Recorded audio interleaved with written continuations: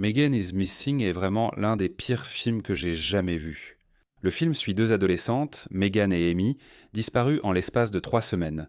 Il compile des dossiers de police inédits, des images de vidéosurveillance et des films personnels montrant les événements avant leur disparition. On ignore qui a compilé ou assemblé ces images, laissant penser que la personne ayant monté ces images serait aussi responsable de la disparition de Megan et Amy. Évidemment, ce postulat n'a absolument aucun sens, donc on commence plutôt bien. Mais la seule chose qui soit un crime encore plus grand que le postulat, c'est l'aspect found footage de ce film. C'est un cauchemar logistique. Ce film se déroule au début de 2007, mais cela n'empêche pas le film d'utiliser des appels vidéo, des caméras frontales, des webcams haute qualité et toute une panoplie de technologies qui n'étaient tout simplement pas largement disponibles en 2007. Dans le film, Megan discute avec une personne qu'elle pense être un adolescent nommé Josh. Malgré sa voix d'adulte et le fait qu'il ne montre jamais son visage, elle accepte de le voir et se fait kidnapper.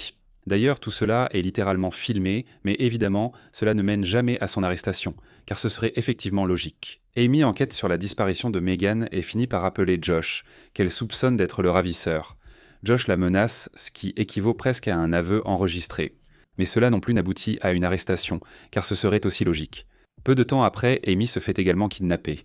Et à partir de là, on a environ 10 minutes de scènes inutilement cruelles et graphiques. Ça te laisse avec cette étrange impression que le créateur de ce film a bâclé ce scénario horrible juste pour pouvoir arriver à cette conclusion.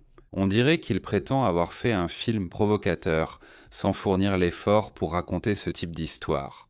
Megan et Amy meurent toutes les deux dans ce film, et bien sûr le tueur n'est jamais retrouvé, parce que pourquoi le serait-il ?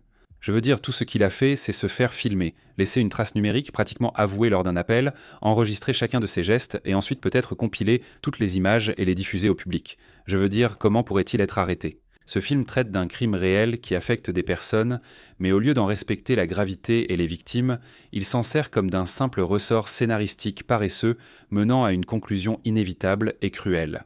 Ce n'est pas un bon film, et j'ai hâte de ne plus jamais y penser.